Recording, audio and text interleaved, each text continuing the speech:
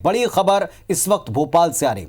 कल भोपाल पहुंचेंगे मुकुल वासनिक। मध्य प्रदेश कांग्रेस के प्रभारी हैं मुकुल वासनिक। कल आएंगे और कमलनाथ के निवास पर शाम को 5 बजे एक महत्वपूर्ण मीटिंग होगी उपचुनाव की तैयारी को लेकर। कांग्रेस के तमाम नेता, प्रदेश के दिग्गज नेता, उनसे बातचीत होगी। इसके अलावा प्रचार के दौर में राहुल गांधी और प्रियंका गांधी के दौरों को लेकर के भी कार्यक्रम तय हो सकता है, चर्चा हो सकती है। तो मुकुल वासनिक कल पहुंचेंगे और शाम को 5 बजे कमलनाथ के निवास पर एक मीटिंग करेंगे।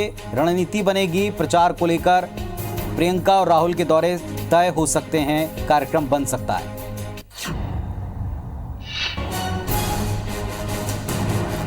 तो मध्य प्रदेश कांग्रेस प्रभारी का भोपाल आना और कल की मीटिंग करना बड़ा महत्वपूर्ण है। तारीखें सामने आ चुकी हैं, कैंडिडेट डिक्लेयर कर दिए गए हैं और अब इसके बाद प्रचार में और तेजी लाने को लेकर क्या रणनीति बनती है, इस पर नजर रहेगी।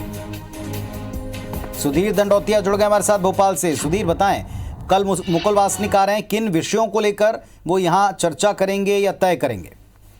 देखिए, बिल्कुल काफी अहम ये दौरा, और खासकर अगर बात करें तो कांग्रेस के लिहाज से कल शाम को 5 बजे पूर्व मुख्यमंत्री कमलनाथ के निवास पर बैठक बुलाई गई है और इसमें जो मध्य प्रदेश के प्रभारी हैं मुकुल वासनिक, वो इस बैठक में भाग लेंगे। मध्य प्रदेश कांग्रेस की उपचुनाव को लेकर क्या तैयारियां हैं, मध्य प्रदेश कांग्रेस को उपचुनाव में किस तरीके का और सहयोग जो है वो केंद्रीय नेतृत्व की ओर से चाहिए, इन तमाम बिंदुओं पर चर्चा की जाएगी। इसके अलावा अगर बात की जाए तो बड़े नेताओं को जिम्मेदारी और जवाबदेही के साथ में जो है चुनाव प्रचार की कमान भी जो है कल के इस बैठक के बाद में दी जा सकती है।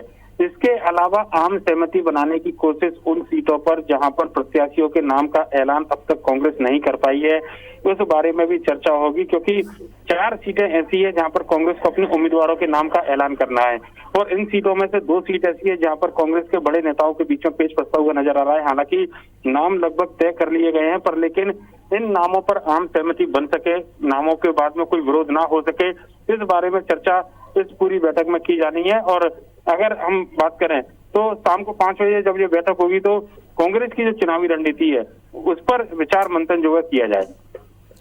जिस तरह अभी तक कांग्रेस पार्टी 2 मामलों में आगे रही, एक तो वचन पत्र हर एक सीट के लिए, हर एक विधानसभा क्षेत्र के अलग अलग बन चुका है, अब उसे बांटकर उसका प्रचार होगा। दूसरी बड़ी बात यह कि पिछले चुनाव में कर्ज माफी का एक बड़ा ट्रम्प कार्ड था, अब की बार भी ये जो पेंडेमिक है, ये जो सिचुएशन है, इसको भी कांग्रेस पार्टी ने पूरी तरह ध्यान में रखकर वचन पत्र बनाया है। इसके अलावा कैंडिडेट डिक्लेयर हो चुके हैं कुछ सीटों को छोड़ने के अलावा।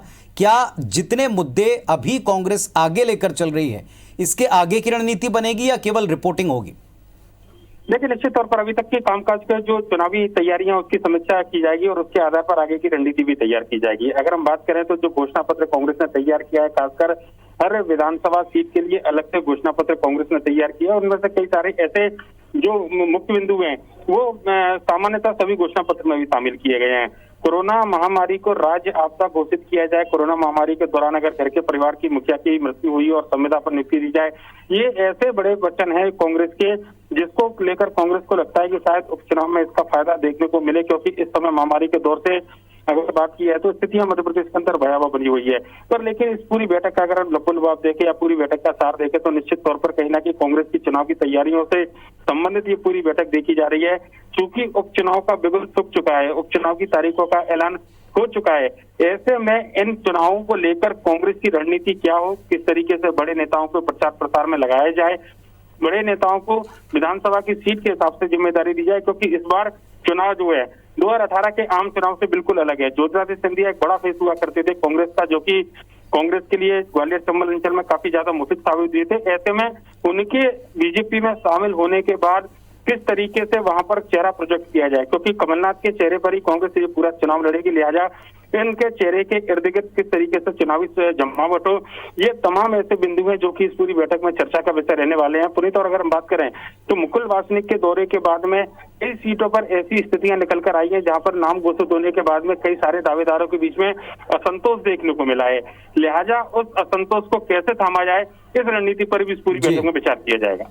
चलिए देखते हैं कि अब क्या रणनीति आगे की तय होती है, सीटों को लेकर के भी, चुनाव लड़ने को लेकर के भी और प्रचार को लेकर। बहुत शुक्रिया आपका इस पूरी जानकारी के लिए।